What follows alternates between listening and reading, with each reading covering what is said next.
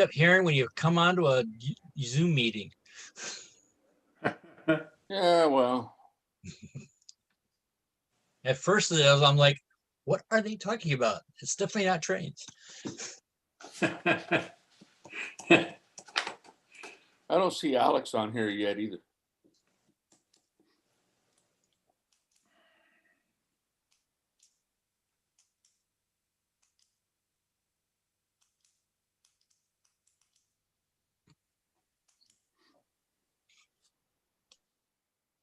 It looks like a sweatshirt. All right, we are live. Well, welcome to New Tracks Meetup. Thanks for coming tonight. Hope you come back very often. And I hope you tell your friends about us. The more the merrier. I hope that you will go to our website, newtracksmodeling.com. Our website is newtracksmodeling.com. And register so that you'll get emails announcing all of our shows and our train shows and what's going to happen and when they're going to be. TC, would you like to talk a few minutes about the site? We're rebuilding it. If you look at it next week, it won't be the same. But I could use anybody who's knowledgeable in CSS, because we now have access to that part of the website. So if you can, or you know somebody who can, we triple their salary. It's the same, but we could use their help. Jim? Yeah, and TC, why don't you put your contact information in the chat for everybody? And seriously, if anybody really can help in the technical part of putting the website together and work with TC on it, we sure would appreciate you volunteering a little bit and trying to help us out. Putting these shows on and doing the train shows is a tremendous amount of work if nobody thinks has done it before. And we really can use some help trying to spread the wealth around a little bit to make these as pleasant for you as we know how to do. So if you can help TC, please contact him at his email, and we sure would appreciate it. Let me talk about the train show. The November 21st train show has so far hit about 1,200 views. Compared to our first one in September, that's about 4 times the number increase. Our goal for the January 21st, January 16th and 17th train show is to triple that number. And we are hoping that you will put it on your calendar. It's January the 16th and 17th at 1 o'clock in the afternoon Eastern. And the second one, I think, is proving to be very, very popular. Otherwise, we wouldn't have this number of views of it. I think it's only going to grow from there. So we've got some new vendors, some great people that, frankly, I'm not sure a lot of you have ever heard of before. And that's kind of the comment that I've been getting from different people, that they were pleasantly surprised at the train show because it introduced them to model manufacturers that they had never heard of before and didn't really know about. So if that's kind of the service that these train shows are providing, then that's exactly what I was hoping to accomplish when we first started these. So that to me is a real success. So we hope you'll support us. And it's January the 16th and 17th, 1 o'clock in the afternoon. We've got 2 sponsors for it now. The Great Scale Model Train Show in Timonium and Model Railroad Hobbyist Media, LLC. That's Joe Fugate. So I'm happy that they see value in our show and are the sponsors of our show. So again, please put it on your calendar and tell your friends about us. We need all the support we can get. We do a My Build on December the 12th and December the 23rd. How the My Build came about is Chris Gorse and I were talking, and I said, Chris, you know, I would like this to kind of be something where modelers can come and show us what they're doing. I said the thrill of model building for me, the thrill of scratch building for me, part of it is when I finish the model and I can sit back and enjoy looking at it and say to myself, I'm really proud of that. I built it. Well, Chris didn't want to call it I built it. So we decided to call it My Build. And Chris has put together a really great session, I think, on it. And Chris, why don't you talk about it a little bit? Yeah, we've done, I want to say three or four My Build sessions, and they're all very unique. It's a good opportunity to basically take a model that you're either working on or you've built and say, hey, this is, kind of show off a little bit, but also to use that as a medium for sparking conversation. Like, hey, I've got this car I put together, but I'm not quite sure. It doesn't quite look quite right. What could I do? And that's a good opportunity for basically this community to get together and say, hey, you might want to try painting it this color, or that color is not quite the right one. Try this, or hey, T-Chi builds these parts. Try those sorts of things. So it's not just bring your finished model. It's, bring whatever model you're either working on, you finished, you've got rolling around in your head, all those things. Bring them. And actually, if you, I'm going to throw my email in a chat, and give me a, if you would like a spot on the train show, or on the, what's that? Sorry about that. We just had somebody coming in. Oh, if anybody is interested in participating in the My Build and they have something they want to show off or show off their layout, whatever, drop me an email. That way I can put you in basically give you a slot. Cause we had a couple sessions ago, we ran out of time because we ended up with so many people were bringing so many things in and sparking such good conversation. That we actually kind of walked away from it feeling bad because these guys didn't get the opportunity that they deserved for it. So in order to fix that, we're going to try giving out slot times. So if you could just drop me an email or shoot me a message in the chat, and I'll put your name on the list. Thanks, Jim. The next ones we have coming up, one of them is December the 12th. And the other is December the 23rd. So hope you'll contact Chris so that we can see what you're working on. The next thing we'd like to do is give Paul Thomson an opportunity to talk about a quick fix, quick tip. This was Paul's idea in the first place. I thought it sounded great to me because there's a lot of modelers out there that can use a quick tip. And Paul's just the person I think that can help them with it. So welcome, Paul. Okay, good evening, everyone. Dylan, can I get you to throw up the first picture? You got it. Coming right up. A little while ago, we had a couple of discussions about glue, and this is a problem that came kind of in the reverse. As you can see, I have two nicely new tangent tank cars. If you'll notice, the car that's basically got the black and white, I've installed a Sargent coupler, which is one of the things that I've been doing. But in order to do that, next slide, please, Dylan. I'm not sure if this will show exactly what the problem is, but the coupler has to actually go through a faceplate that is part of the bottom plate. Next slide, please, Dylan.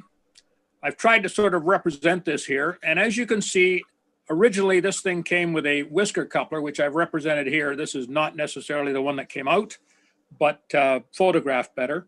So what happens is you put this thing in on the little tab and the bottom plate and everything slides right in. However, next slide, please, Dylan. If you can all see this, this is the Sargent coupler, which requires a little bit of a spring to be put in right at the front. My problem was with this faceplate and coupler cover, there was no way that you could put that together, put the coupler through, and then try and put this little spring in. There was just no room. So I put my thinking cap on, and next slide, please, Dylan. I decided I was going to glue the spring into the coupler, but I had to come up with something to prevent the glue on the spring and the coupler from basically gluing the coupler to what I was doing this on. I came up with this little trick. It's called Glove from Sinbad. You can also use PR88. And I'm sure that if you go to any hardware store or shop like that, you'll be able to come up with basically a barrier cream or a glove agent. You rub it on your hands, and that way grease, oil, etc. won't stick. This is a particularly nice one because it works against glues and the rest of it. Next slide, please, Dylan. So what I did was I put a little bit of this stuff on the board where I was going to do my work. What this was, the intention of this was to prevent any gluing that I did from sticking to the board, or my jig, as I would call it. Next slide, please, Dylan. Okay, I put the coupler in. It's already been treated with the glove. And at this point, I can proceed to glue the spring in to the little front. And I don't have to worry about the coupler actually sticking to my jig, so I can let things dry. Now I have a spring in there that I could mount in the coupler box and car without trying to put a little spring through an impossible hole. Next slide, please, Dylan. And you can see this is where the spring would go. And that's basically my tip for this week. It's a little outside the box, but if you need to prevent something from sticking with glue, try a barrier cream. And basically they wash off with water, and worked fine for me. Thanks, guys. Thank you, Paul. That's great information. I've never thought about that before. Thank you so much. And next, I'd like to introduce Greg Cassidy. When I was thinking about ways of trying to diversify our programs a little bit, I decided to try something new each Saturday night. And that was to have a 15-minute segment, a different one each Saturday night, on something that's totally different from maybe anything that we've done before. Greg was kind enough to take on the section for what's new. In other words, what new products may be coming to the market, who's bringing them, when might they be available, what might they look like, in order to give everybody maybe a preview of what the manufacturers are working on or thinking about, and something that you may want to follow and make sure that you find out about it when they get ready to announce it. So with that said, I'll turn this over to Greg for his first time doing this, and then you'll see him once a month on the last Saturday of every month with this same segment. Greg? Thank you, Jim. As Jim said, this section is called What's New, and will be on last Saturday of each month. Our first presenter tonight is going to be Bernard Hellen of Miniprints. And after he's done showing you what his new product is, I'll have a little bit to talk about the What's New format. Bernard, go ahead. Thank you, Greg, and good evening, everyone. I have a quick question for everyone before I start into what's new. And I'm going to suggest everyone take themselves off mute for 1 minute. I'm curious what era everyone models. So I'm going to call out the eras. And if you model this, I want you to put your hand up or say yes. So does anyone model current day, the 20s, we'll call it? Anyone from the 20s? Yes. So we got one, we got TC, and we got Jim, or two? I think Clark had his hand up at one point too, Clark. didn't he? Okay, No, so no, he's shaking his head. No, so we've got two for the, okay. Anyone from the 90s? Okay, we got Clark saying 90s and David. So we got two for the 90s. Okay. 80s. 1980s. David and anyone else? Okay. 70s. We got a thumbs up from thumbs up. How'd you do that? Is that William Fred Cosgrove? How'd you do a thumbs up? That's cool. That's in the reactions. I like that. Okay, we got 70s. Anyone else for the 70s? Oh, Clark. Yeah. Okay. 60s. Yes. 60s. Yep. Okay, Paul and Greg. And Bob? Interesting. And Hunter. Hunter 48 and Bob. Okay. 4 in the 60s. 50s. That's me too. I'm sort of doing both. Okay, Me we too. got 3, 4. I see 4. Yeah. 50s. And anyone 40s or earlier? 50s, Jim. Jim, okay, 5 for the 50s. And anyone in the 40s or Well, earlier? I guess you could say me. I'm 40s or earlier when I do model something. Okay, I got a Paul. I got yeah, Chris and when you Earlier. and Dave. Okay, and when you said the 20s to start with, yeah. I thought you were talking about the 1920s. Oh, okay. All right. Fair enough. All right. Well, that's me. I do 1923. Okay, well, thank you, everyone. That's very interesting, and I'll come back to my presentation. So let me fire this up, and I'll show you where that comes in. Thanks. That's very interesting. Okay, Dylan, I would like to screen share. Am I able to? I believe so. Let me just double check. Yep, you're good to go. Okay, I'm going to share desktop too. Let's see. What do you see currently? I see what looks like a PowerPoint of some sort. Okay, I great. see a duck or a It's swan. Goose. Goose. Okay. Come on, you guys. That's a Canada goose. Hey. You want to know? I play with trains, not with fowl. All right. Well, my name is Bernard, and my company is Miniprints, and I am a relatively new model manufacturer in as much as I've been doing this, and you can see the website up there for the last 9 months. And besides me being new, I'm introducing a new product, and so that's what's new. And just before I get into the what's new, okay, let's see how we advance. Do you see me there? Did that work? Am I in front of an engine? Yep. All Yes. right, that's working. Fantastic. So that's me. That's me in Quebec City about 6 years ago. And I'm a modeler in HO scale. I modeled the Quebec-Gatineau Railroad from Montreal to Quebec City.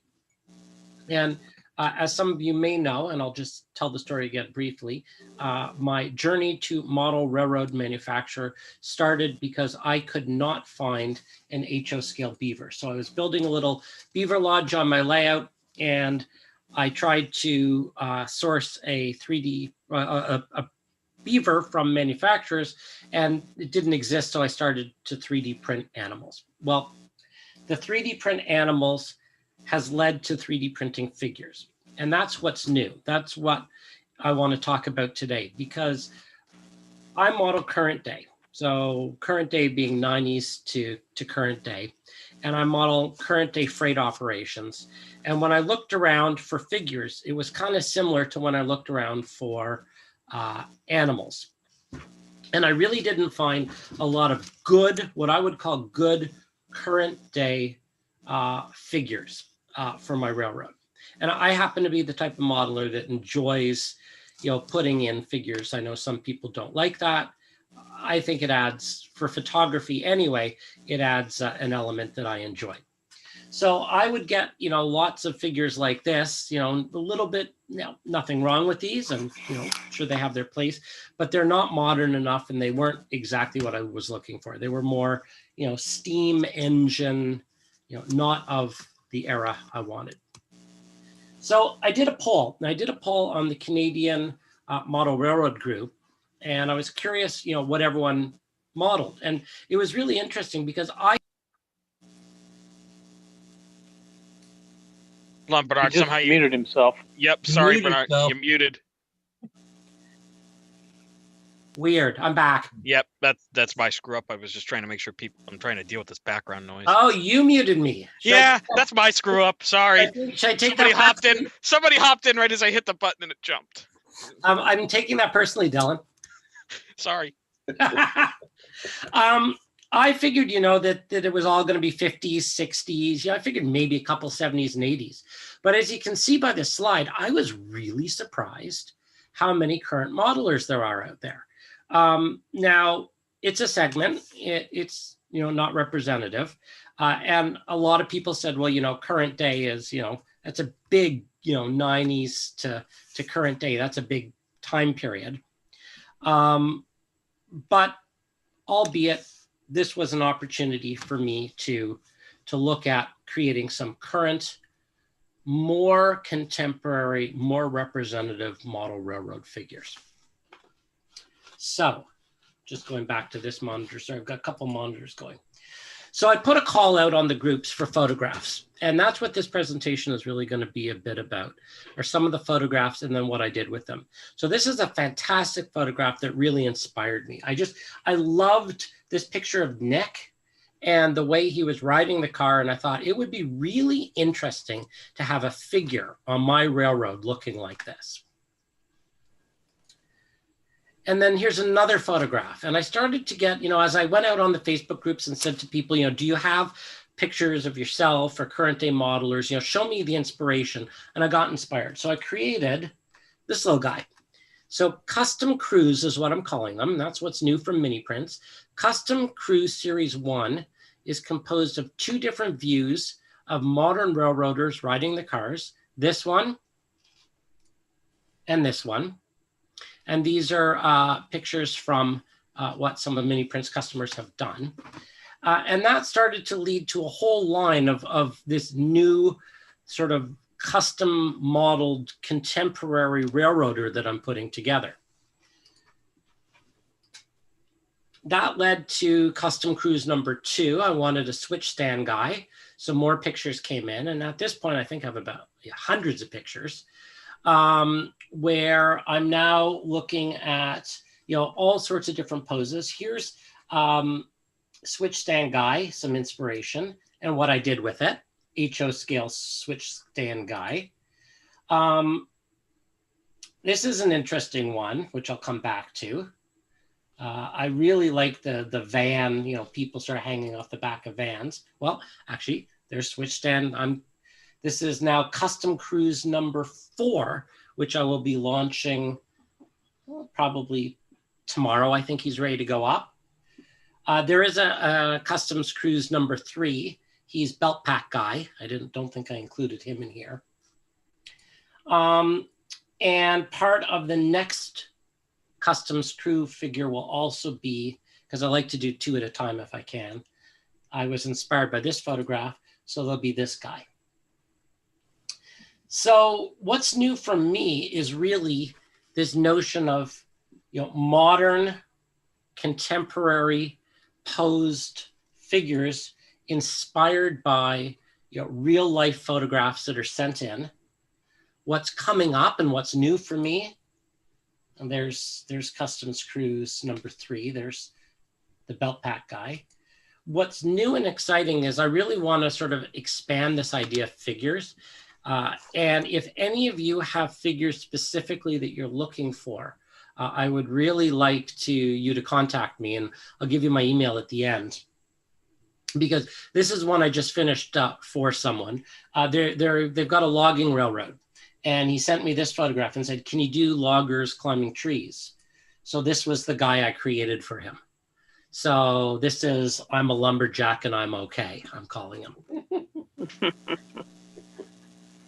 A lot of people have said, how come there are no women? The only women that tend to make it onto HO scale railroads or railroads in general, aren't working the railroad, let's put it that way. So how about some contemporary women who are working the railroad? So that's a line that I'm going to be working on. That's a request that I've got in the hopper. What else is new? Another request, and all of these are driven by requests. Nobody makes, as far as I know, guys pushing ice into reefers. So this would be, I guess more 40s, 40s, 50s. So that's an inspiration that I'm working on. That's something else that's going to be new coming from Miniprints. And that's really the end of my presentation. That's what's new. So there's a lot of inspiration out there, a lot of photographs. I'm having a lot of fun making these figures and 3D printing them. And if any of you have any custom requests or ideas that you would like to see, there's my email, bernard@miniprints.ca. And I'd love to hear what you'd like to see for your railroad. So I'll stop sharing now. And that's what's new from Miniprints. Any thoughts, any questions? That's good. As long as I don't mute you again, I think we're good. And I'm glad to see them. And when I first saw you coming out with them, the first group, I saw they had the orange vests on, and I thought, well, gee, most model railroads must be set in the 40s through 60s. I wonder if he's going to make any like that. But seeing your survey, my assumption is obviously way off. Well, I was surprised by that too. And I mean, like the Beaver, I started off making things that I wanted for myself. So, I couldn't find a Beaver, made a Beaver, couldn't find, modern railroaders making modern railroaders. But you can see that the guy on the back end of the caboose was in a jeans jacket. So I've had a lot of people say, just put him in a jeans jacket and I can use him in the 70s or 80s. The other thing that I'll note is that even though I paint up the guys in the high-vis jackets, you could paint them in a jeans jacket. It doesn't a lot with HO scale, a lot comes down to how you choose to artistically interpret them, because when I ship them out, they're unpainted. So you can paint them up any way you want. Now, they do have belt pack radios, or, they've got radios on their hip, walkie-talkies. So that might not work for the 40s, unless you want to get the emery board out and shave the radio off. But I am going to be, as the requests come in and as the inspiration strikes, like with the guys shipping ice into the reefers, I will be moving into, different eras. Well, thank you, Bernard. So for the rest of you, what I plan to do with the What's New segment is to spotlight new products that are coming out, whether they're kits or electronics and sound items, other details that manufacturers will be coming out with. I'm hoping to build up a rapport with the manufacturers, because I deal with so many of them working with the show, but they won't be the exclusive ones that I use. That when there are new products coming out, I'll be able to show them on a monthly basis, and you might see something coming down the line. For example, just a little while ago, I was talking with Jeff Grove at Carolina Craftsman Kits, and he is working on bringing out this kit, which is the York station on the Western Maryland Railroad in York, Pennsylvania. And it's going to be a huge kit, one of his premier kits. And once he starts getting the parts ready, right now they're just being planned and laser cut, then that will be another product that we'll be able to announce is coming out. So I hope that every month I can bring you a number of items that are new and that you can look forward to seeing. And let me go ahead and put my email in the chat. If anybody knows of a manufacturer coming out with anything new, tell them to feel free to get in touch with me. That's it. Thank you so much, Greg. I think this is going to be a great section, and I'm really so pleased that you agreed to do it. And it's not just that; it's any manufacturer that doesn't matter if you've ever been at a train show or you've ever been on our show. If you're coming out with a new product, let Greg know about it, because you have an opportunity to have an audience hear about your new products, and it's not costing you anything. So we hope that you'll take advantage of doing this. The reason that we started these 15 minutes is for an educational reason. We've got Clark Kooning going to do one on modeling techniques. And I think you're really going to enjoy it. It's going to maybe not be as serious as some of you may anticipate with Clark, but I think it's going to be excellent. And it's going to be an educational 15 minutes. It's something different once a month. We've got Andy Kinney, who you may know was on our show as the featured modeler last time. Andy's love is in a prototype operation.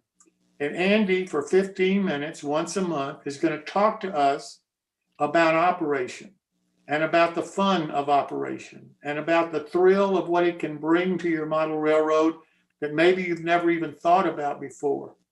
And you're feeling that you may not have a basement model railroad, but you don't really have to in order to implement the kind of things that Andy's going to be able to talk to you about. Size is not going to be the criteria for operating prototypically. And I think you're really going to enjoy hearing from Andy. It's the love of his life with model railroading. He told me when I talked to him the other night that if it wasn't for operation, he would never have started to build his model railroad. And he has got one fantastic model railroad. TC Carr, who you all have heard from, is going to talk about electronics and computerization and what's new in those areas that we may be able to use in our model railroading that maybe some of us have been scared of or don't even know about.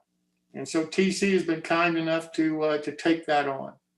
And once every 3 months, we have 5 Saturdays in a month. And Chris is going to take 15 minutes and talk about my bills. And I'm going to leave that up to him to figure out how he wants to do it.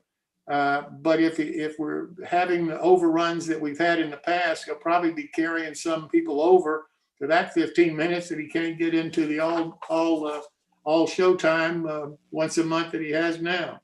So that's what it's going to be. Something different every Saturday night. Now, I'm covering operations. I'm covering what's new. I'm covering electronics. And I've got Clark Kooning covering techniques. I am now looking for subjects and people for every Wednesday night. I haven't talked to anybody about Wednesday nights yet. So I'm hoping that hearing us talk about what we're going to be doing Saturday nights, hearing Greg present his Saturday night program, it may stimulate you to think about, well, I'd like to do this. So let me call and let me talk to Jim and see if we can't put this together for a Wednesday night. That's what I'm hoping is going to happen. I'd like to hear from you. And Dylan, if you'll put my email on the chat, then if you think of something and you want to be a part of this, then please let me know and please contact me. Now, with all that said, we have a featured modeler tonight.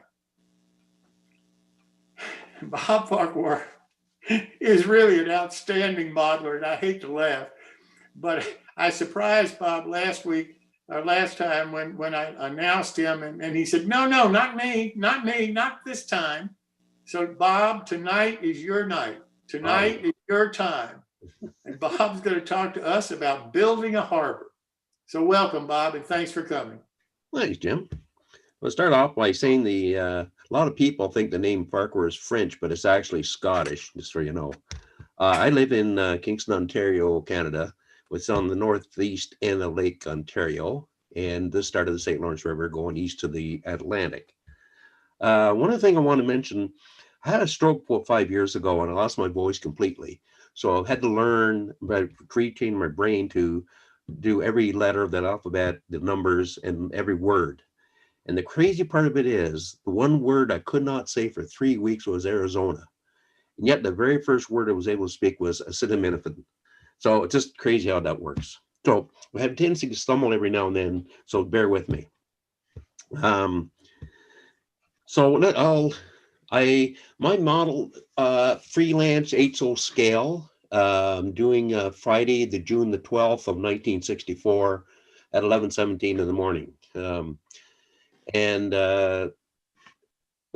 It's operations, build it for operations, a double track main line, that type of thing, lots of switching. And I've always wanted to build a harbor. That's all this thing started. And I don't know much about harbors, so I just thought I'd go into it anyway. So I'm going to do share screen here. And there, come on. Okay. So I have no idea where this harbor is, but I got it off Google just so you can see.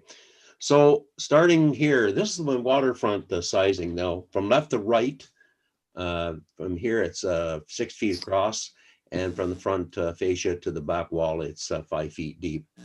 And this is going to be a landform in through here, and this is the water level going to be here. This is the double track main line going from another room. This one's since been patched in to change the track plan. So for the height in here, what I did, I got these risers for this area, for this land area, and I put spring clamps onto them and started about 2.5 inches. It was too high, then lowered down to 2 1/4, then 2, and it finally got down to 1 3/4 inches. That's what is now from the height of the land to the top of the base for the water. It's 1 3/4 inches, which is about 12.5 feet HO scale. And I'm hoping you guys get some ideas or hints or tips on here, be able to do whatever model you're doing. The next thing I did is my fascia, because I was put that about 1/4 inch higher than the water base height. And we use that as a dam for the Envirotech. So that was my plan. Notice the word was. Plans change as you go along. I laid down my track here, and it comes into a double track and on cork roadbed. And therein lies the problem, because the height, I didn't want the track being so high, from the land. So I ended up putting, you can't see it in this picture, but the cork roadbed, put cork in through on the whole land base in through here. That brought up the height of the from the water to the land is about almost 2 inches. So I ended up putting foam core in the water to be able to make the surface difference between the land and the water 1 3/4 inches again. So these mountains in here, there's 13 feet of mountains, and some will go up to 2 feet high. And there's 636 rock rolls in here. And I did them with cardboard strips interlaced together, and then hydrocal on paper towels, and then rock molds. I made my own rock molds from feldspar. That's a pink stone that's used mostly for graveyards, and some of it for countertops if you like pink. But anyway, it's a really craggy type of rock when it breaks. So I use some rubber latex on there, and I made a whole bunch of about 12, 13 molds. And I'm using a North Coast Engineering DCC system, and these are phone plugs. So that's the way that's one of the reasons I went for the NCE, because I don't like the plugs with the telephone connectors on there, because the little tips break off all the time. So, and NCE do not make the phone plugs anymore. But anyway, so these mountains are now gone. And I'll tell you, there's nothing more fun than later on. I built all my structures. You'll see them later. And then I tore this down with all the buildings still in place. And that was a real fun job, I'll tell you. So then I did there's my foam core along the front of the fascia here. And that's what had to take the idea of the Envirotech for water, because I no longer had a dam, and I didn't want to replace the fascia. So I came up with another idea, which worked a lot better, and I'll tell you that later. So, and in here, there's a cork is on here now, and then the painted brown. So the height of the rail is not overly too high for the land. So I did the rock molds along here, and in here I got a little like a water outlet. There's water spraying out of here. Later on, you'll see that. So now I'm doing from right to left on this. I'm starting over here. And these tracks here going to a pier. I wanted a big long pier over here, and you'll see that coming up. So the first building I got in here, I cut in the cork so I could put the base of the pier in here, and then the building on top of it. And I did a Harbor Master. There's no word for that. It's the building from Foscale, Doug Foscale, and makes the Foscale models. And he had one called the Department of Docks, and I changed the name for Harbor Master. I started off with this masonite as a base, drilled holes for the pilings, used 3/16" dowels, and I burned them with a torch to get that creosote effect on there. At this point, I didn't know what I was going to do, freshwater harbor or saltwater harbor, so there's no barnacles like that at this point. that changed later. There's that Department of Docks kit from Doug Foscali, and I changed the name to Harbor Master. And these are all individual boards put on here. And then I did the protecting pilings and do upholstery thread here as looks like cable, putting the pilings together. So the next building was a full steam ahead kit. It's called Boat Works. I generally don't like using the same name that the kit comes in, but I like the sign, so I kept this name of it that way. And I found a real big difference between this building and the one I just showed you, because the Doug Foscali looks like he does, selective compression at a lot of his structures. And this is actually a proper HO scale. And this dwarfed the other building. This is like 3 stories high. This is 2, and this one just dwarfed this other one. So there's a base on here, a 1/2-inch deep base, concrete base. So I cut that off the kit. And then I used the shingles from Paper Creek, I like them better, and rib seam roofing up here and here. And then on the left-hand side, the next picture I'll show you, there's a shed. It's supposed to be in here, but there wasn't enough room between this side of the building and the next building. So I scratch built a awning in here and a deck, dock or whatever, all the way on the back and the back side of it. And then by this time you can see I have got the N-scale ballast mixed with glue and painted onto the bottom of the pilings. So I decided to go with salt water because the height of the water was a little bit too much for fresh water port. So I did that for salt water. Detailed the interior. And so there was the shed that I'm not using. So that's the building that was there. Now this is getting ready for this next building. I built this one before. This is from probably Sierra West. Let's call it, hang on.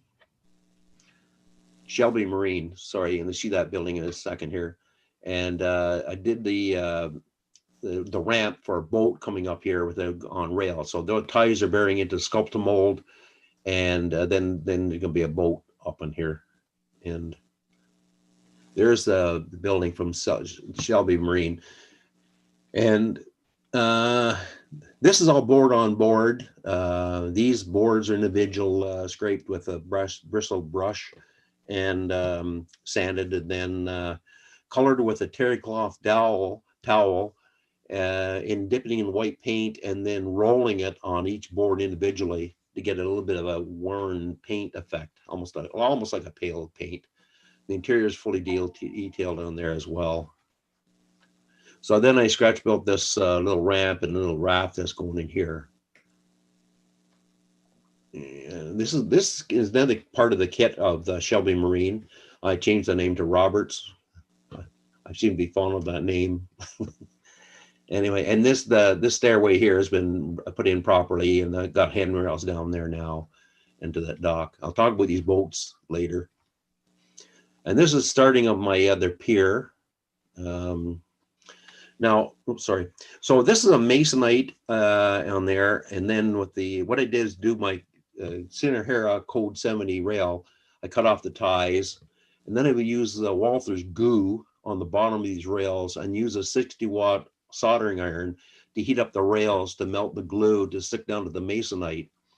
And then I used an NMRA gauge for the next, put a weight on there as you go along, and then make sure it's engaged. I did the same thing here too. And then I wanted the boards to be at the same height as the top of the rail. So I put some balsa wood pieces up in here, and these are boards I'm putting individually. Now this had a hard time trying to get dust to be in here. Anyway, you don't notice all the problems with the picture until you get looking at it. Anyway, so you can see how I burned the pilings with a torch to get that creosote effect in there. And I finished up the edge of the dock, or the pier, I should say. And so there it is there. And there's 2 tracks on here. So the next building, I'm going around the corner of that. You notice the mountains are still there at this point. going around the corner now. And sorry, went ahead of myself.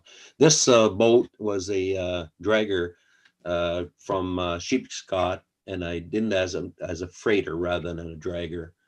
And then I have this little water thing coming out here as well. And then this buoy is from Sylvan. And I have another one of which I'm building. I'll put a flashing red light on there or there. You see the railing on the building. Roberts has done their property now. And now this is this built before as well. Now this kit, this by Builders and Scale, and that is a dry dock, and the casting that came with it was like a boat from this end of the front of the building to about here, and which is really, really steep, and it's not a realistic looking thing. So I scratch built the ramp to be able to haul boats up there, and then built these little cranes. They rotate and stuff, so the boards can be lifted out to bring boats in. And little side story here, this load on this gondola is actually rusted steel. When I go for walks in the spring, I'll look at the side of the road and pick up rusted pieces off a car. It makes a nice little load, and it's actually the proper coloring. And this one, this is the Arkansas Valley Toad Suck Cannery. I always liked the look of this building, and I've always wanted to get one, and they were always sold out. And I finally got one, and it was the original version of it. And the resin castings were just horrible. They actually, I threw them all in the garbage, and I used them as a guide as how I scratch built all the buildings. The only thing I kept is this wall here, and then I scratch build everything else. I did finish up the piers and stuff like that. And there's a chimney up in here now, and so on. And the last building along here was this. This is also Builders and Scale. There is that dry dock, this lighthouse. There's a shop for goods and whatever, marine goods, and a restaurant, small restaurant. So this casting came with it as well. And I never liked it in here. And I also have the electronic circuitry that has a light bulb up in here. Get brighter, brighter, brighter, dimmer, dimmer, dimmer, brighter, brighter, brighter. It makes it look like the it's rotating light. But I didn't like it here. I eventually took it out. And come on here. So on this next building, I wanted something to go. You'll see where that in another picture here.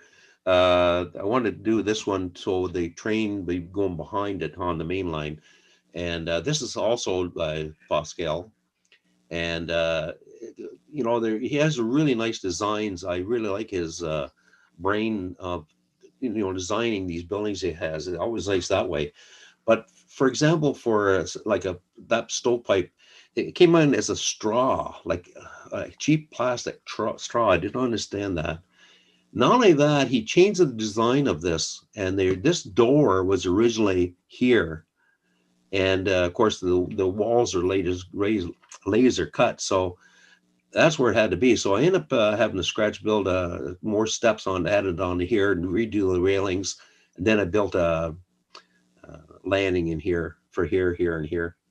So now it comes to water. Now, as I said, originally was planning to do a Envirotex. Casting resin, I talked to a lot of people that use that, and the smell drives out of the house apparently, so I didn't trust that. I used this stuff on a diorama once, and that's another story. I won't get into it, but I won't touch that stuff again. I have never used this one from Woodland Scenics, but people that have used it, they really like it.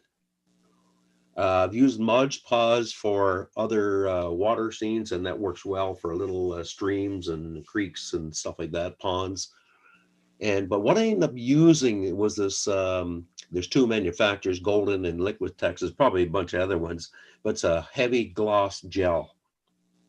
And that's what I ended up doing. And that covered up the edge from between the fascia and the foam core that was on the waterway. So anyway, the water I painted using Tamiya Flat Black, and it gives it a nice deep water effect. and so on. Yeah. And then you paint this stuff on. Now you can do like waves coming in and swirling water around these pilings, and also underneath the dock you can do swirling water in through here, and then you can start doing cresting waves as well. And these are done by dipping a paintbrush into this heavy gloss gel and holding it horizontally and rolling it, and then you could put the streamers in behind the waves as well. So this is a close-up picture of it. Now, this stuff here, because it's fairly thin, dries pretty much overnight. It dries clear. But this stuff here takes about 2 months to dry, all fully clear. And this is what it looks like later on. And there's that cresting waves again. I want to get that effect on the streamers in behind. So here's one thing that happened that was ended up really, really good. I got to this point and I stopped because the boats didn't look right sitting in the water, on the water. And this is actually the doorway entrance into the Builders and Scale restaurant that came with the other kit.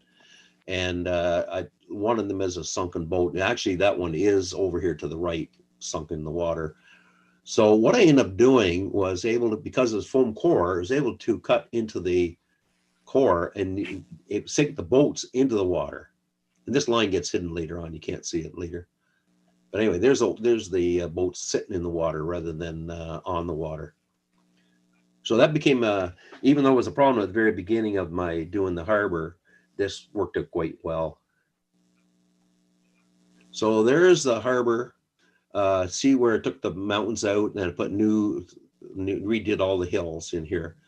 So, and this lighthouse is no longer there. And now this is a kit from France, and there wasn't a straight board in the whole kit. It was just, everything was, warped like crazy. I threw that in the garbage and scratch built that thing. There's where that Foscale kit is, right over here. The main line goes along. There's the vehicles going to a tunnel, and the main line goes right about here, this way. There's the boat going up on the ramp and so on. There's the water coming out of that little sewer pipe. So that's where I am at this point. And I like that so much, I thought, Jesus, I've got one harbor done, I'll do another one. This is directly across the aisle from the other one. This is 5 feet wide from left to right, and it's about 2 feet deep. And I built this particular one here first. So I've got a picture coming up. And this is done as a diorama, and I took it to Ottawa for an NMRA meeting we had in there. And so this is that here. And this is Barmail's kits, and it's called Hunch Landing. And I did the herringbone on the decking here, rather than, it was going straight left to right, and I didn't like that effect at all. So I did the herringbone. Took a lot more time to do it, but I like that a lot better. And this is all detailed inside in here. And this boat is by Blue Jacket Ship Crafters, I think it's called. And it made that into a sardine carrier, into just a regular freighter. And there's a seaman falling down. Now, I didn't continue this water because I didn't know exactly where I was going to put this boat. I didn't know I was going to have it farther over, or was it leaving port, or just coming in, or should I have it against the dock.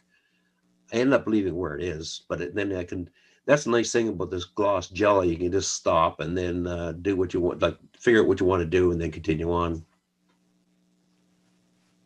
So this one here, I built, I always change the kits around anyway. This is now a waterfront cafe, and I wanted to have the waiter bring out a bottle of wine and some food. I got steaks on a plate. I got plates and knives and forks on here, and also cheeseburgers and hamburgers and that. And now this roofing is colored for the copper patina they get over the years. And that's a mixture of 3 like acrylic paints. I use wrought iron, teal, and terracotta. And I actually that got the idea from Carl Alisi. He's an excellent modeler in the States, and that gives that the copper effect. How do you do that? Which one do you put on first? Mix them all, put 3 into a piece of paper or on a pad, and then I mix the teal and the terracotta first, and put that on, and then to darken it down a bit, I use the wrought iron, mix that in there again with a bit of the teal again, and just going back and forth until you get the effect that you want. Thank you. Yeah. Very nice. Now this one is scratch built as a boathouse. Bar Mills put a kit out that way, but anyway, I did my own. This is all seam roofing. I did the at Radio Shack Archer's etchant, that acid. You dip the stuff in and it starts to bubble up, and you whip it out and put it in the water to stop the effect. And then you just leave it on paper towels overnight, and the next morning you come down and there's the color of the roof. I haven't touched it ever since. It gives a nice rust effect. So sorry. And the next building I did here, I didn't like that sign on the corner, the building. So this is called the Dock House at Cundy Harbor, and is actually the name of the kit from Bar Mills. And I just put the sign in here because at the back side of the building, you can't see them anyway. And so I put a weather vane up in here. So there's where the boathouses goes. There's I was doing this as a diorama, and what I had here originally, I'll tell you that in a minute, but I ripped it all out. There's a fascia been ripped off, and I did this as a diorama. And then when I finished showing it, I put it down in place in here. This is permanently placed now. And then this lining here for the next section does get hidden. Use like a wood filler in there, and then with the dark green water, black green water, and the gloss medium on there, the water effect, you can't see in there. And you can see there's a lighthouse from the I didn't like on the other harbor, so it's over here now. This boat is actually in place there now. This is where I was going to do the next one. Is going to be the shipbuildings from Shipbuilders, it's called, from Sierra West. And there's where the edge of the diorama would be. Otherwise, it's too big to get into the car to get there to take that to Ottawa. So that was that's a footprint of that. And you can see the fascia, new fascia, but back in here. And so what I have to do now, back in here, these buildings are just haphazardly sitting on here. Back here, I had a great big open pit mine back in here, went down 2 feet below the layout, in-skill, construction vehicles at the bottom, had one grader, was halfway in between HO scale and N scale, halfway coming up of the loop, the road coming up, and lots of conveyors, all kinds of conveyors, and gravel crusher, and so on and so on. I got it all done and I didn't like it, so I ripped them out. So I put a city in here, didn't like it, ripped it out. Put a Dutch oil area in there, didn't like it, took it out. So this kind of just haphazardly just sitting here right now. So this is going to be a track leading into a rail going down here to behind this Hutch landing, and also will feed a pier on here. So I built the wall in here. This is I got this at a swap meet, and there's Dr. Ben's baby building blocks. I've never seen them before. I haven't seen them ever since. This is the color of them, and they're all individual. So I just glued them all individually. It took me a bit of time here to make those 2 walls here and this one here as well. They're up here, and they're quite strong, and they're quite nice effect.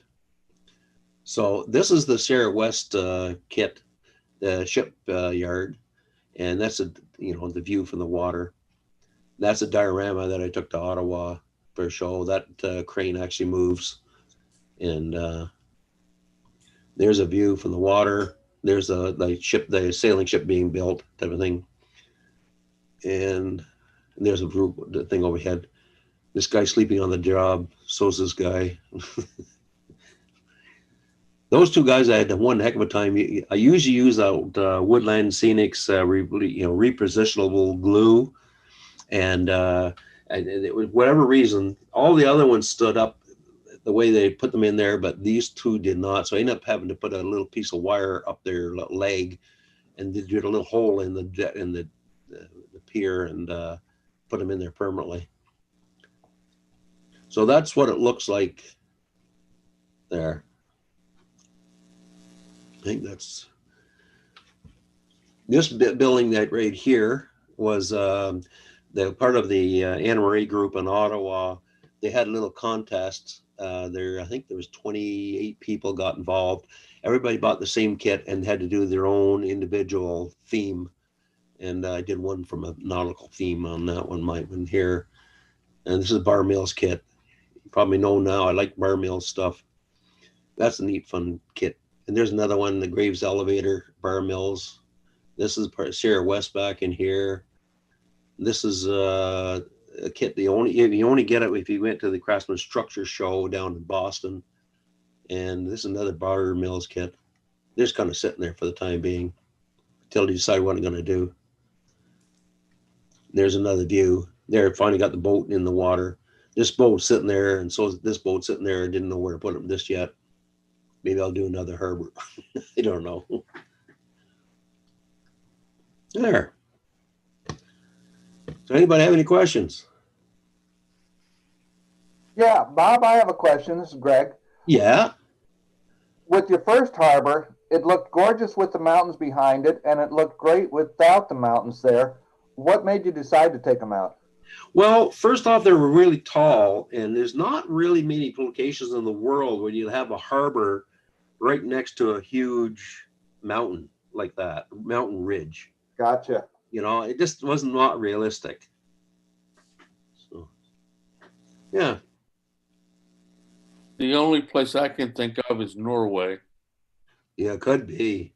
I can think of some places in Scotland, but Yeah, Alaska. Yeah. yeah, Alaska's Oh, yeah. another one. You would see the mountains from the port. Yeah. Look at Skagway. It's a flat spot between two mountains. I kind of didn't think about that. Mhm. You gonna put that boat sinking off your module? Actually, I should do that. You know, Paul, that would be, yes, a good idea. I like that idea. Yeah, maybe I'll do that.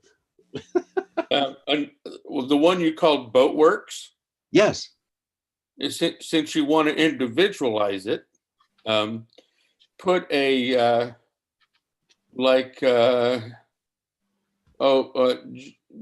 John whatever Boatwright or John and Sons or Oh, yeah. Sons would work. Yeah, you're right. Right over the man door. Oh, here we go backwards. Yeah, I keep going back there. I know. I go far. The magic There of we go. the internet. Yeah, right Yeah. over the man door. Put Yeah. something that isn't in the kit. Well, maybe I could put an L in here. Bloat works.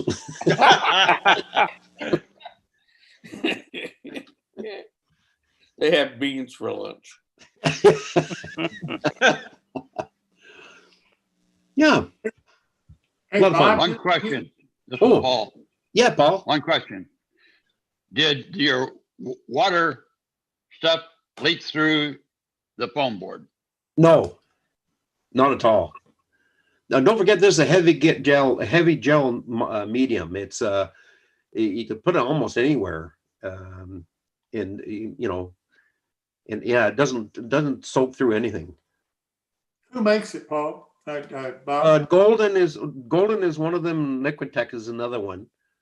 There's probably some other ones. Another thing you got to mention here. 40% off coupon at Whoa, wait a minute, back up. There's those ones there. And Golden, yeah, Golden and Liquitex. They goes a long way. I only use maybe not even a fifth of this for all that water. And the Liquitex, I've used it on a diorama that I had a creek going through. And obviously it wasn't nearly as much acreage to cover as you have. So I got it in a smaller tube. Yeah. Again, I only used about a sixth of what was in the tube itself. It's crazy. Like, yeah, it goes a long way. Well, I've got a whole river in S scale. That's much easier than trying to pour something liquid and having it do Well, these whatever. buildings, there's a belt mills, burr mill skin. There's another one there. There's Rusty Stumps. This is one from Model Tech Studios. This is another one that you can only get at the Craftsman Structure Show. Only made for there. They're just sitting there for the time being, and don't know exactly where they're going to go yet. These buildings back in here. The golden heavy gel medium is available at all the Michaels craft stores or art supply shops. And Michaels usually has a 50% off coupon in every Sunday paper. So yeah, we used to really have that here. That all of a sudden they dropped down to 40%, and now they're down to 30%. The best you can get a 30% off. Part of that is because Joanna's and the other big craft store Hobby Lobby stored by Michaels, and so they don't need to offer as big a discounts as they used to. Gotcha. AC Moore used to carry it until they got absorbed. But if you happen to look in the background behind my right ear, that's all done with gel medium. And then after the waves were in place, a simple dry brushing with white latex paint. Yeah. Did the foaming. Yeah, it gives a nice effect. Yeah. Bob, what about this Blue Jack company that you mentioned? Have you? Are they make what, HO scale models? Is that what they? And they do other ones as well. I think they do some O scale and some S stuff as well. What's the name of the company? The full Blue Jacket. They're in Maine. Crafters. I actually stumbled upon them while we were traveling up in Maine a few years back. They do mainly, it's not just specifically HO, it's mainly the bigger stuff for the more of the larger model ship world. So gotcha. Yeah. So the name is Blue Jacket.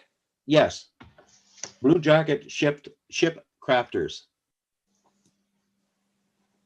I think I know who these guys are. I think I've seen. Put it in the chat. They actually the other boat that I did build, it was another manufacturer, and they've been absorbed by Blue Jacket. Do you like to build their models? I mean, are their models neat or? Oh yeah, well this one here, they had a lot of holes in here. I used some spot putty, automotive spot putty to fill in the holes and sand them all down. The other boat had a bit of it, but other than that, yeah, nice, fun builds. They're really nice fun. Yeah. Let me ask you about your lighthouse. You said you had a light in it and that you didn't really like that went bright. Yeah, I like that effect. I did like that. Yeah. Who made that mechanism? Do you remember? Oh golly, you would ask. Yeah, that was part of the building and scale. The other lighthouse, not this one, but another the one that was there before. And it was an option to buy that one, and I can't remember. Oh, talk amongst yourself there. I'll see if I can find it here. I think Evan Designed has one LED kit. Yeah, I think you're right. Or something. Well, you can make one. You can make one using an Arduino. You can simulate almost anything. One thing Bob may tell you, I don't know if he ever tried it, but if you use Envirotex or some of the other sort of two-part epoxies over that foam, it will eat through the foam even though it looks like it's dry. The gases will actually eat that foam. You cannot use any foam with that material. It's got to be plywood, or if you do use foam, you better put a good 1/4 inch of hydrocal or plaster on over top of it. Yeah. But most of the time, even that layer of plaster will not save it. The gases actually eat it. Wow. So you have to be very careful what base you're using against what water surfaces you're using. So what would you recommend, Paul, Clark, Plywood. for the base? Yep. Because then you can decide whatever way you want to go. Gotcha. Okay. So this easy water, you have to put it into a pot and heat it on the stove to melt all the pellets. And what I did, I had to spend all kinds of time building a diorama. Actually, it was another little pier and everything else. I was going to take it to a show. And I went upstairs, heated up on the stove. When it all melted, I came running down the stairs. You only have a few seconds before it starts cooling. I didn't even think of the fact that styrofoam doesn't like heat at all. And it went immediately right through the whole diorama and on the floor. And I had to scrape up the stuff from the floor, like, oh, geez. Oh. That lighthouse circuit, by the way, that it's all encased in heat shrink. So I don't know what the manufacturer is. Now, Bob, I've used Envirotex on a few pours, one of them kind of big that took almost a week. I never really noticed any fumes from it, but I was working in a kind of large basement. Well, the Envirotex is fine, but the casting resin is what smells. Okay, I thought it was Envirotex you were. No, it's okay. Yeah, it's fine. Yeah. I don't know. So the golden stuff won't go through foam, huh? No, the golden stuff won't go through foam. No, it doesn't. It is basically a very thick gesso. Do you know what gesso is? Yeah. Yeah. Gesso. You say that can be purchased at Michael's? Yes. It's a clear acrylic gel. Yeah. And it works. The only thing is it doesn't flatten out. No, if you want flat water, that's not the stuff to use. If you want wave action or cresting waves and stuff like that, it's a perfect stuff to use. And Mod Podge works well for flat water. Yeah, Mod Podge is thinner. Yeah, very thin. Yeah. Now, speaking of new products, I don't know if any of you have been on Woodland Scenics, but they have a new water product as well. And they have the paints, they have tints, they have materials that you can make waves with and so forth. Oh, cool. I didn't know about that. And I suggest you go see their recent videos. They have them all on video, and they're very good. Matter of fact, that's what I'm going to try for my layout. Usually I've used Envirotex in the past, but this stuff kind of looked neat, so I'm going to give it a try. Yeah, the problem with Envirotex, you have to watch if it's ever on sale. It's probably because the shelf life is already gone.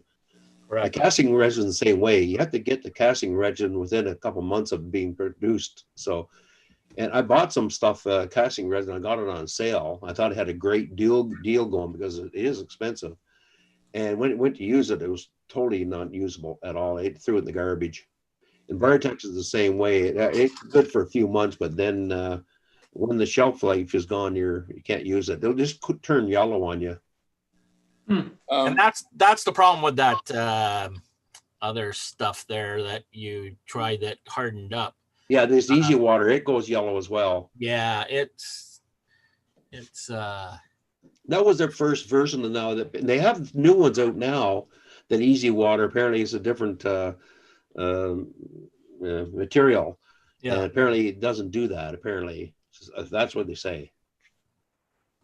There was a guy on the S scale list today they were talking about the Envirotex. And I don't know if it was that or SN3, one of the S groups. And he was saying it won't dry because it was like too old or something.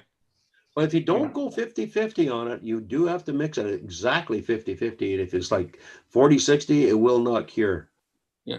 Well, another guy came back and said he had a similar situation and he just covered it up so it wouldn't get dusty and whatever while it was tacky. And he just left it for a week or two and it dried up eventually. Yeah, yeah. So if you get one that's a little bit old and still looks like it's okay, but it won't dry, cover it and wait, I guess.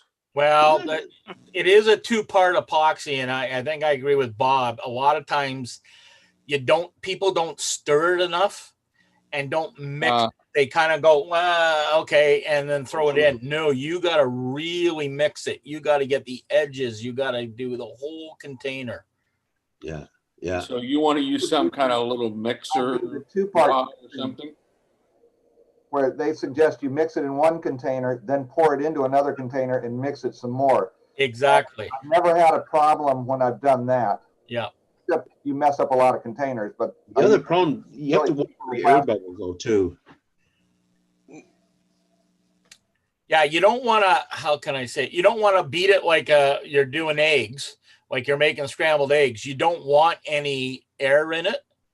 Now, one of the things you can do to get the air bubbles out when you see them is just pass, I pass a little light torch over it.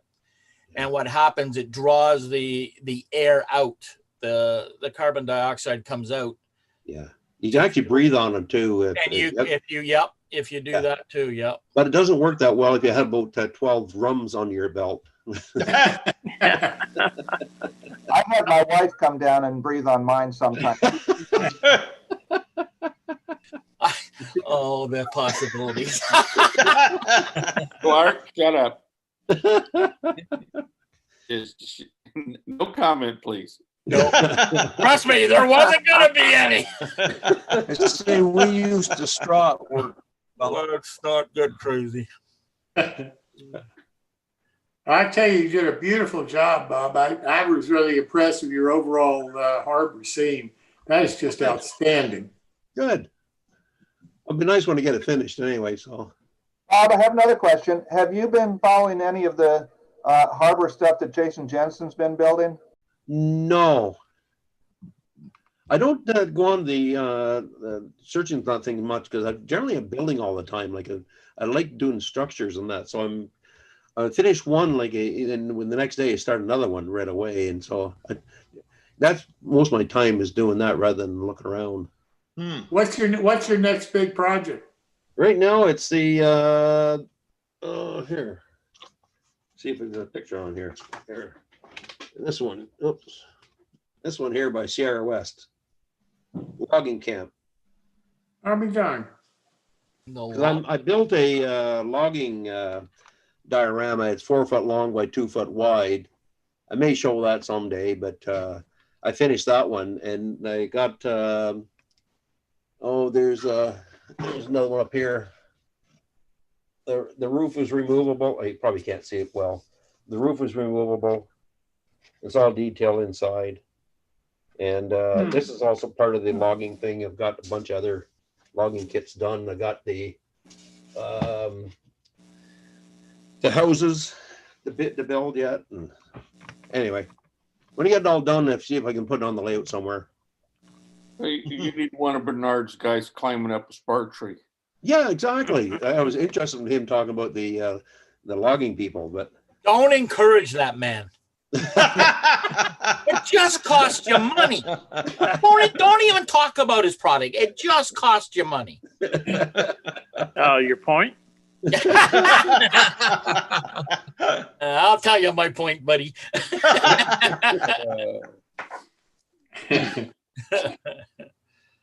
Oh hell! You guys are terrible. And that's why you. And that's why you tune in every day. I volunteer at a museum. We have 3 layouts there in downtown Kingston, and just found out yesterday the curator of the museum tested positive COVID. Now I have to go for testing tomorrow. Oh, yeah, maybe I'd be staying home for 2 weeks. Maybe I don't know. Well, more building. The best. Yeah, exactly. And that's why I'm glad we're doing these things on Zoom instead of in person. Yeah, really. Yeah. Well, don't forget, there's at least 3 of us here that are not even in the States. So. Well, and I have another question. Speaking of that, Bob, I noticed all of your spelling is the British spelling of harbor and other stuff. Yes, that's Canadian as well. Yeah. And all of your spelling is like that, correct? Yes. Yeah. I think I changed the title out here for you guys anyway. I think I put harbor. Yeah. No, I did keep it Canadian. No, sorry. Yeah. Well, we can always change the slide before we put it on. Yes. I like it like that. It's a little exotic. Yeah. I can change that and send it to Dylan before we do the harbor scene. Bob, who is the manufacturer of that French kit that you got? You had to throw. Oh, gee, you would ask. I don't know, because I threw it out. I threw it the instructions. I threw out I did everything. I just threw it all in the garbage. I used the picture on the front of the box. How'd you find it? It was in the hobby shop for sale because they couldn't sell it. They had it in the longest time. I found out why. I found out why it was on sale. Well, even if you had the scratch build part of it, you ended up with a good lighthouse coming out of it. Yeah, it did. Nice. Oh, yeah. And it in the fireplace, it lasted. The old one lasted about, I don't know, good 3 or 4 minutes. Kindling.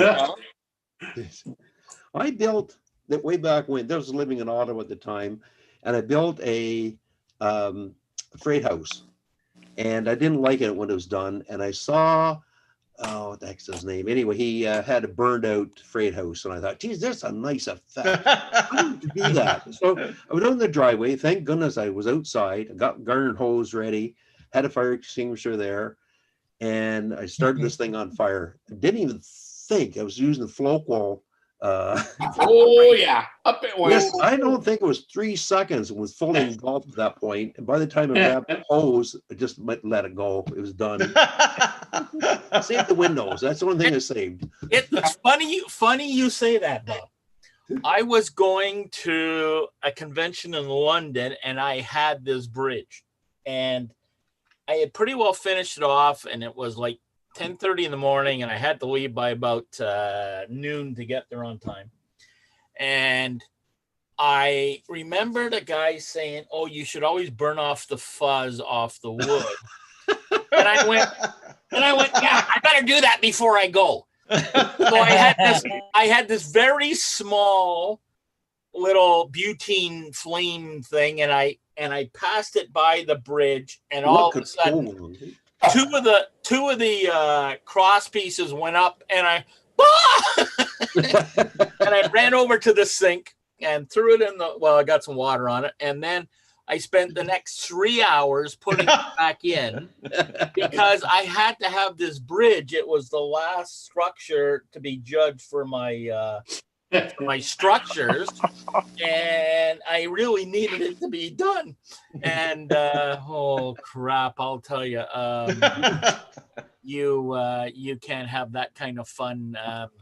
No. If you're finished, are you finished, Bob? I'm sorry. I'm done. Oh, are you? May I share the screen, you guys? Yeah, hang on. I'll get out of here. First, get out of here. Because I'll show you what it looked like after it got installed. Okay, there you go.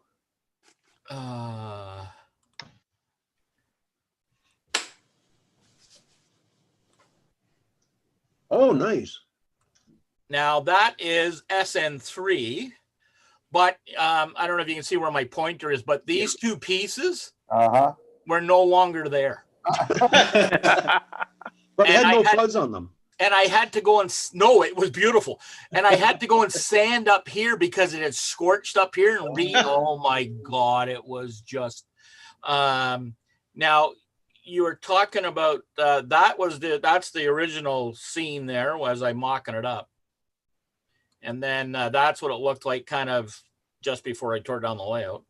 And here's where it's going in, and I'm just doing the rock work. And this down here where that cup is on the bottom, that's all wood covered in plaster. And then I painted it some sand color and then a little bit of green, then black with the airbrush in the middle.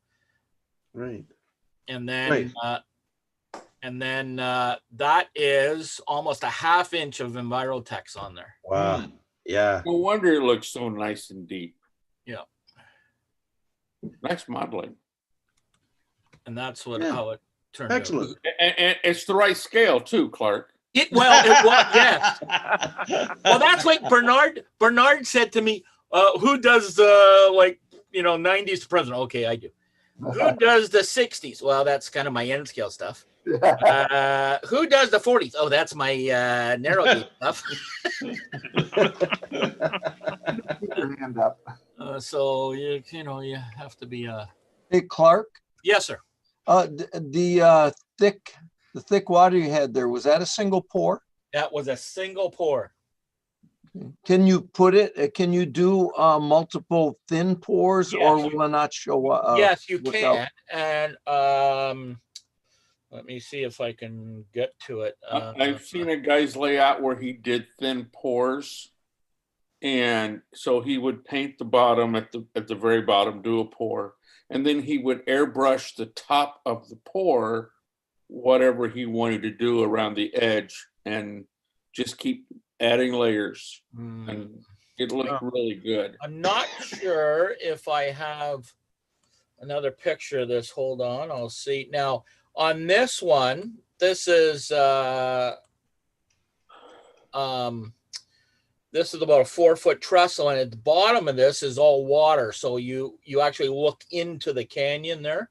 And I did that in several pours. Now let me see if I can get to the next picture. I think I've got a better angle on it. No, maybe not. Problem with the EnviroTex is it has a tendency to creep up the edges. It does, yeah. You can see it here in that close-up, Bob. It really tends to see it creeped up here. Yeah. Yeah. But for the most part, yeah, you don't really notice it. Yeah, blind man and galloping horse and never notice. Well, you put barriers up 3 feet from the layout and go, I'm sorry, you can't go any closer. Open the doorway with binoculars. Yeah, that's right. Well, Paul, there's you a tip. Figure out how to keep EnviroTex in its place. Yeah, okay. It's a very popular tip. I guess it would be. Yeah. No, you know what the popular tip is? Bubble gum in the third sticking to the rail. And don't eat yellow snow. and on that logging diorama I built, I had a big log pond in there, and did use EnviroTex of that one. And then and I'll show you. I'll probably do in a presentation someday. But it never got a single bubble out of it as well. It was a deep pour as well. What I did, because I do the same thing, like on my current layout, I gonna have Lake Huron in 2 spots, and I've got the fascia up at least 3/8 of an inch higher than the plywood base. But on that other one, what I did, I took wax paper, and then I put a piece of wood, and I actually screwed that up as a stem before I had put the fascia on. Yeah, yeah. And then when I poured it, I got away with it. I only had about a quarter size drop on the floor where it leaked out. But anything they can leak out in it, they will. That's the problem with EnviroTex as well. There's a great story. If you go on MR's website, and it's one of the great stories of all times, I think, for model railroader. They were pouring, I think it was the Connect Project Railroad, and they were pouring the river in the Project Railroad in the morning.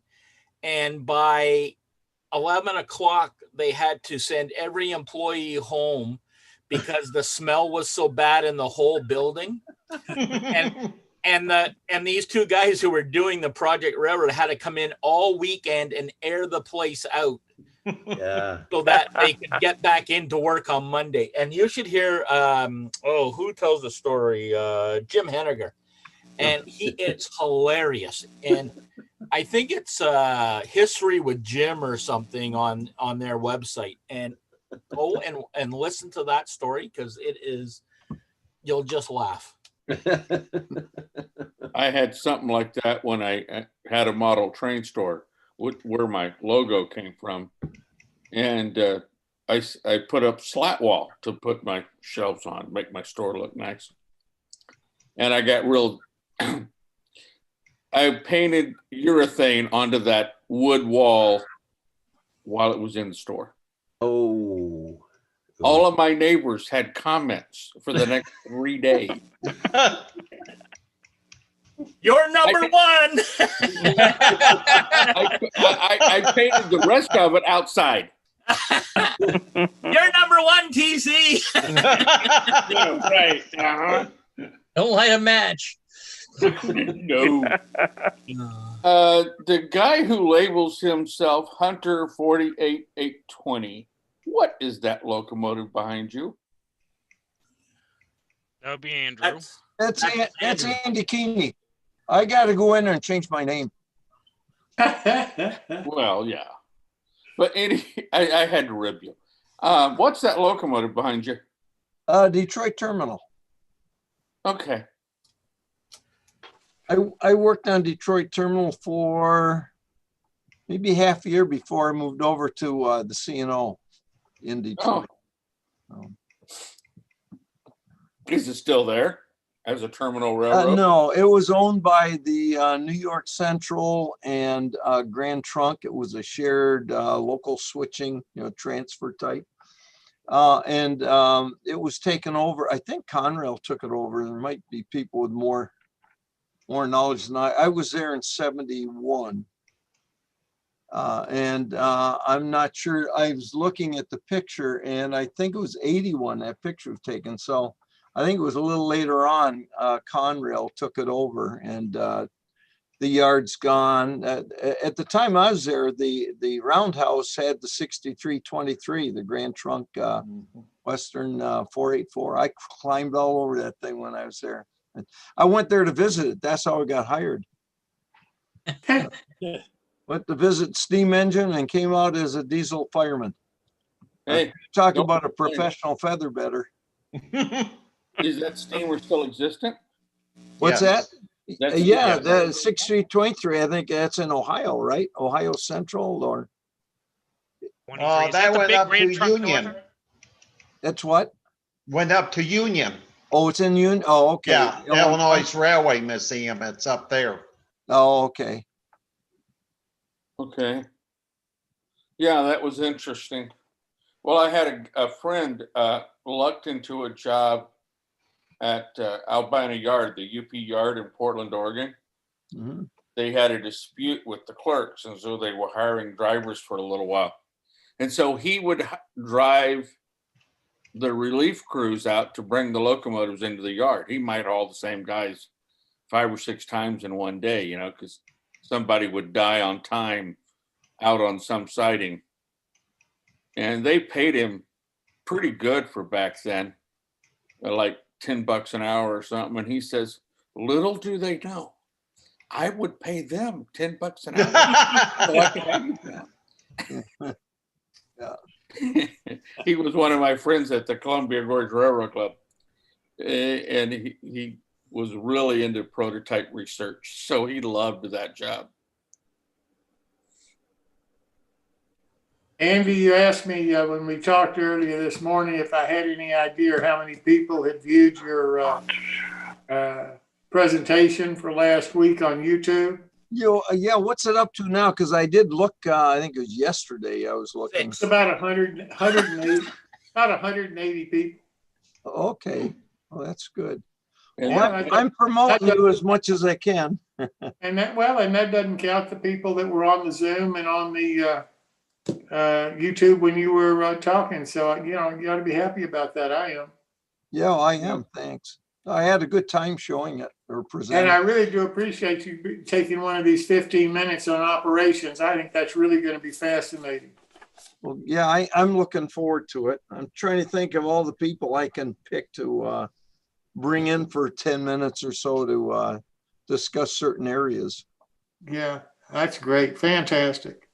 And listen, I'm really serious about anybody else that would like to do something like that on a Wednesday. You know, pick a subject and let's talk about it. There's so many darn subjects in model railroading that at least from the modelers that I hear from, they're either scared of it or they don't understand it and they don't feel that there's anywhere to go to find out about it. And, you know, tell them to go to YouTube and watch a video. You know, some people will, some people won't, but, you know, for operations, you know, you hear people talk about it, but in my experience, at least, unless you have the railroad the size that Andy has, it's something a lot of people just kind of blow off and never even really consider the possibilities for themselves. I have seen operations done on a 15-foot long shelf layout. Yeah. And he had 3 guys busy and he only had 15 feet. So it can be done. People, you know, they see in the magazine the larger, you know, 15, 30-person crews, these huge basement layouts, and they think, oh, that's the only way it can be done. No.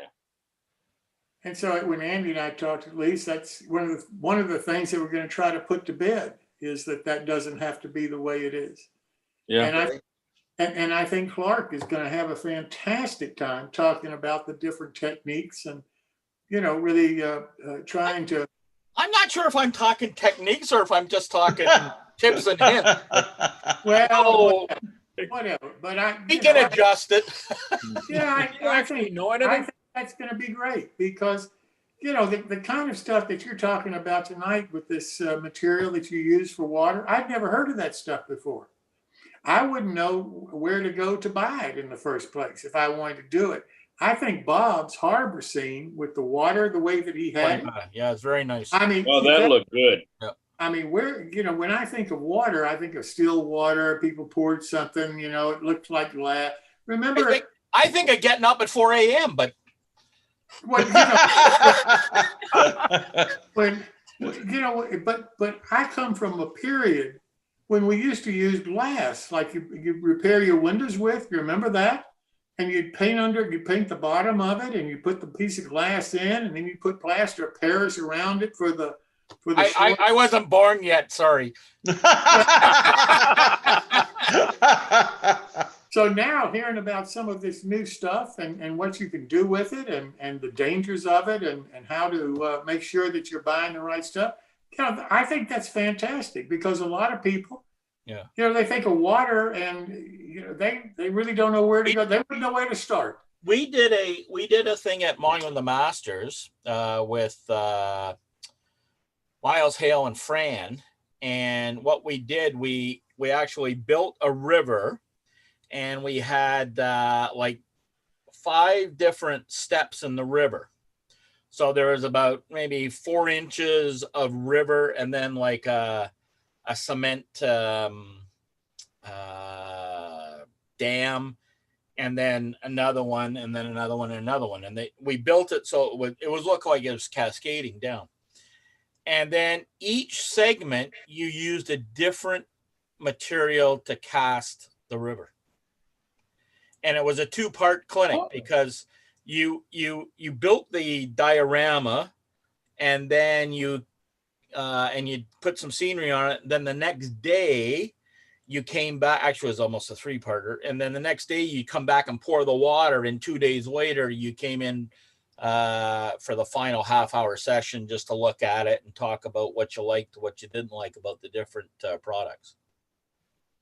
Cool. Jim, if I could show you a photograph of that golden gel medium, which I prefer because I also work with children, and the Envirotex and the clear casting resins, the fumes they find kind of obnoxious, but the golden medium is perfectly safe. So if you have grandchildren around or people that you don't want involved with some of the the fumes or melting foam or something like that. But the gel medium is a very safe thing to use. And I'm going to just try, I hope the photo comes up. I think it tastes funny. Oh, there he goes. And it does leave a funny aftertaste. And I know She Who Must Be Obeyed has complained about anytime I use epoxy casting resins for other things. I use urethane resin for castings. But this is all done with the golden gel or Liquitex heavy medium. And you can get it somewhat smooth. But I like to give it, this is a river scene, so it's just got little small rivulets, and then I came back with a dry brush to get them. And there's very little wicking, as you'll notice around the base of the pilings. There isn't as much wicking as you get with Envirotech. So I've been very satisfied with those heavy gel mediums. That's very nice work too. That is beautiful work. That's an old Builders and Scale kit that was named kind of tongue-in-cheek for our late famous Bond character, who I miss greatly. You know, one of the things that I was thinking about for the Wednesday night 15-minute things, I would love to be able to find some modelers that would take a month and build any manufacturer's kit. The smaller, the better. The simpler, the better. And take 15 minutes every week for a month and show the modelers of the world how you built that kit and the tips that you could give them of things to look out for every step of the way in that 15 minutes as you're building that kit for a month. You want me to do that on Wednesdays? I basically have it done. If you want to do that every Wednesday, we'll have a new kit starting the first of every month. And every Wednesday, you got 15 minutes to take us by the hand in building that kit. Now, we need an advance notice of the manufacturer and the kit so that whoever wants to get the kit can build it along with you. Oh, well, they'd have to buy the kit off of me. Well, then that would be their choice. But whoever has the kit, and you know, it needs to be, Clark. What I'm thinking is something that's manageable for one. We use it in Modeling of the Masters, and it is very simple. Okay. Well, it doesn't have to be all that simple, but you know what I mean. It's perfect for doing exactly what you want to do. Then that's fine. All right, Clark's going to do now. Clark, yes. You want to do those a different one every month? Well, I was just going to do one, and then I thought somebody else could do one. Well, I don't know. I'm asking you if you want to just take this on. It'd be up to you to find somebody else to do the next month. Oh, I see. Dan wants to pass the buck. What do you want, a freebie here? My gosh, come on.